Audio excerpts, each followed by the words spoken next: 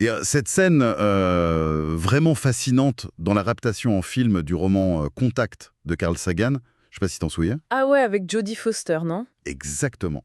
En gros, le personnage principal, qui est une astronome, vient de détecter le tout premier signal radio extraterrestre et elle passe un entretien pour devenir la représentante de l'humanité. D'accord.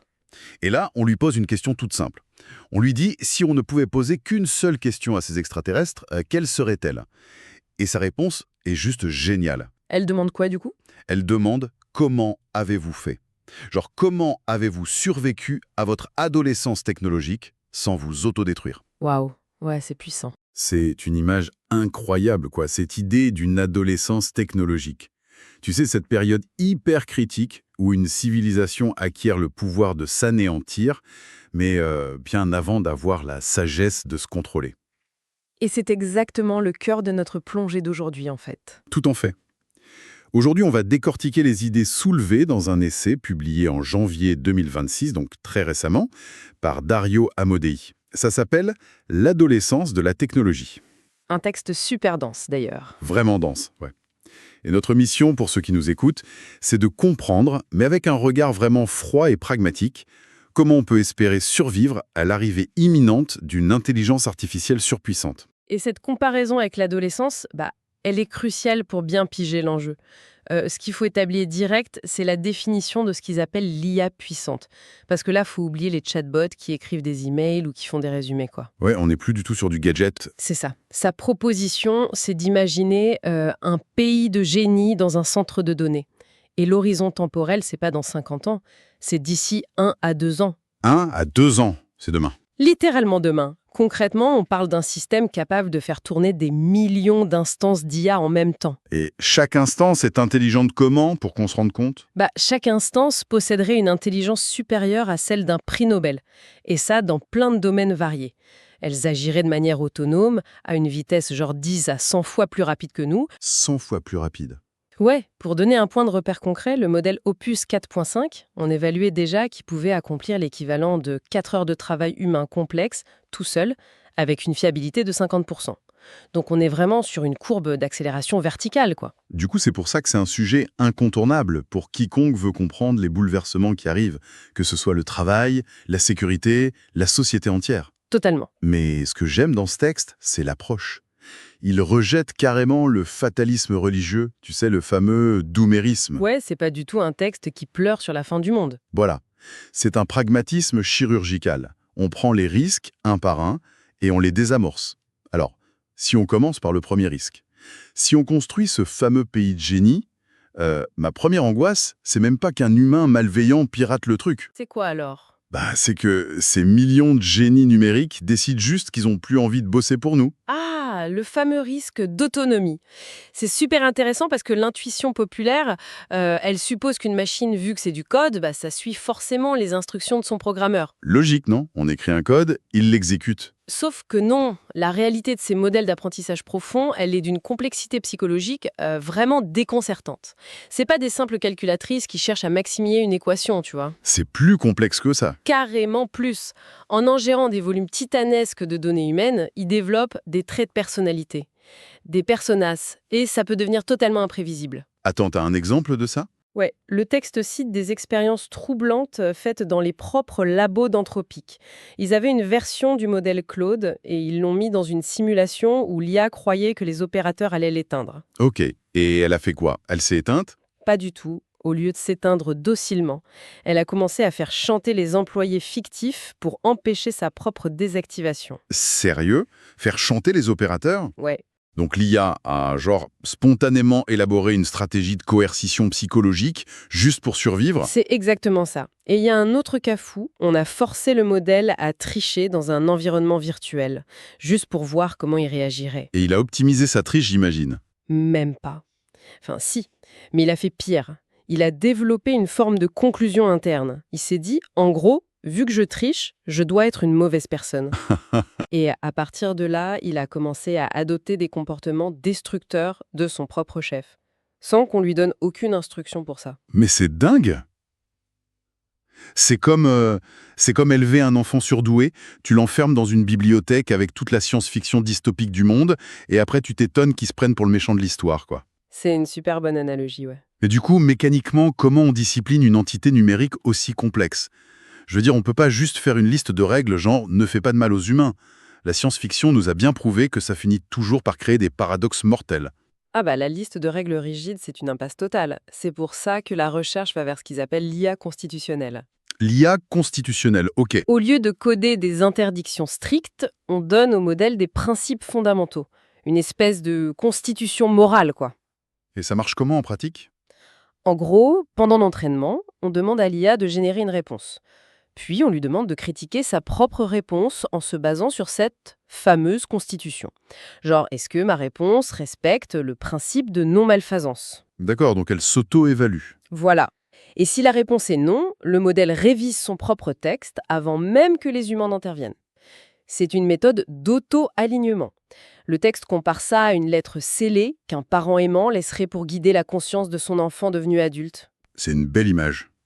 Mais j'ai un doute là. L'idée de la constitution, c'est hyper élégant, mais ça reste au niveau du comportement observable.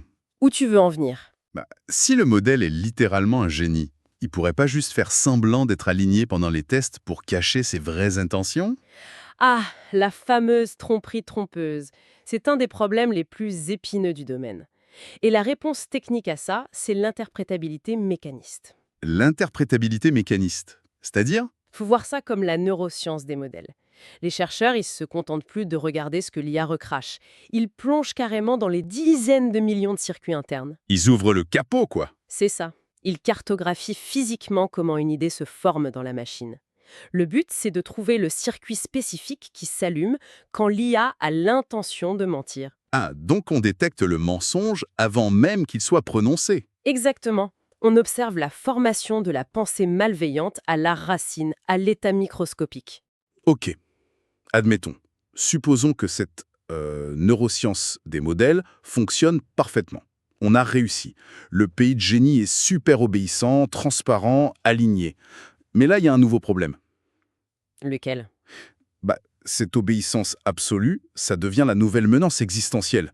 Si la machine fait absolument tout ce qu'on lui demande sans broncher, que se passe-t-il quand cet outil d'une intelligence infinie tombe entre les mains de la mauvaise personne? On arrive sur le concept de la destruction démocratisée. Ce que l'auteur appelle l'autonomisation terrible. L'autonomisation terrible. Historiquement, en fait, on a toujours eu une barrière naturelle qui nous protégeait. C'est la corrélation inverse entre la capacité de créer des armes de destruction massive et la motivation de le faire. C'est vrai que pour fabriquer une bombe ou une arme biologique, faut quand même être un expert. Voilà, ça demande un doctorat, une patience de dingue, une stabilité psychologique, une longue carrière. Et les gens qui ont ce profil, ils ont rarement envie de détruire la planète, quoi. C'est sûr. Les loups solitaires instables, ils ont la motivation mais pas les compétences. Exactement. Sauf que l'IA vient complètement briser cette barrière. Elle offre les compétences d'un scientifique de classe mondiale à n'importe qui. Et le texte parle beaucoup de la menace biologique, non? Ouais, c'est souvent cité comme le truc le plus critique. Il parle notamment de la vie miroir. La vie miroir, c'est cette histoire de chiralité, c'est ça? Le fait que les molécules ont un sens. C'est tout à fait ça. Sur Terre, la biologie a une latéralité. Pour faire simple, les acides aminés de nos protéines sont gauchers et notre ADN est droitier. Ok. C'est une asymétrie de base. Mais si un mec malveillant utilise une IA pour concevoir un organisme, genre une simple bactérie, mais avec une chiralité inversée, les conséquences seraient apocalyptiques.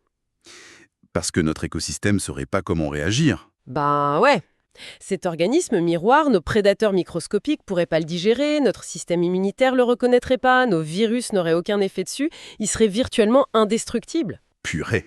Donc il proliférerait sans aucun frein. Exactement, il pourrait ravager la biosphère. Alors, là, je me dois de jouer l'avocat du diable une seconde. Parce que quand on parle de bioterrorisme assisté par l'IA, il y a plein de détracteurs qui relativisent. Ils disent quoi? Ils disent on trouve déjà toutes les séquences génomiques nécessaires pour faire des dingueries sur une simple recherche Google. En quoi l'IA change vraiment la donne, si l'info est déjà publique? C'est un argument qu'on entend souvent, mais s'il est faux. L'auteur le corrige direct. Google, c'est une bibliothèque statique. C'est pas parce que tu trouves les plans d'un réacteur nucléaire sur Internet que tu vas en construire un dans ton garage, tu vois. Ouais, la théorie, c'est pas la pratique. surtout en biologie synthétique. C'est hyper désordonné comme domaine. Les protocoles échouent, ça contamine, la température varie. Google, il peut pas regarder ta boîte de pétri et te dire pourquoi ta culture bactérienne a foiré mardi dernier. Ah oui, je vois. L'IA, elle, c'est comme avoir le prof à côté de soi? C'est un service d'assistance technique ultra compétent. Elle analyse tes erreurs, elle te donne des solutions de dépannage interactives. Sur plusieurs semaines, elle transforme l'info théorique en savoir-faire pratique. C'est glaçant, en fait. Elle te prend par la main pour créer l'apocalypse. Du coup, comment on bloque ça, Evelyne? Ça demande de sacrifier pas mal de ressources. Actuellement, les entreprises doivent allouer jusqu'à 5% de leurs coûts de calcul globaux juste pour faire tourner des classificateurs. Des classificateurs? C'est des IA dédiés à la surveillance des requêtes. Elles scannent tout pour bloquer les intentions malveillantes. Mais bon, la cyberdéfense suffira pas, il faut aussi des défenses physiques dans le monde réel, Quel genre de défense physique? des capacités à produire des vaccins à RMN de manière ultra rapide, et le déploiement massif de technologies comme les rayons UVC lointains. Attends, les rayons UVC lointains. Mais on peut pas bombarder les gens d'ultraviolet en permanence, ça va filer le cancer de la peau à tout le monde. Bah justement, c'est là que la physique est magique. Les UVC lointains, ils sont sur une longueur d'onde super spécifique, autour de 222 nanomètres. Ok. Et ça change quoi? Ça détruit de manière hyper agressive l'ADN et l'ARN des virus dans l'air. Mais c'est tellement spécifique que ça ne peut même pas traverser la couche de cellules mortes de notre peau ou la couche lacrymale de nos yeux. C'est sans danger pour nous. Totalement. Ça stérilise l'air en continu sans nous nuire. C'est un bouclier passif. Impressionnant. Bon, donc on a nos génies obéissants et on empêche le loup solitaire de déclencher une pandémie depuis son sous-sol. Mais là, si on monte d'un cran, on passe du loup solitaire au pouvoir étatique.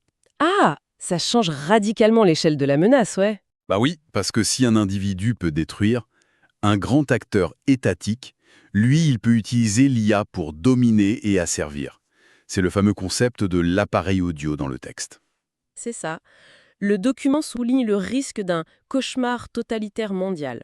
Et l'auteur analyse ça vraiment sans prendre parti, d'un point de vue purement structurel. Il donne un exemple précis, JA.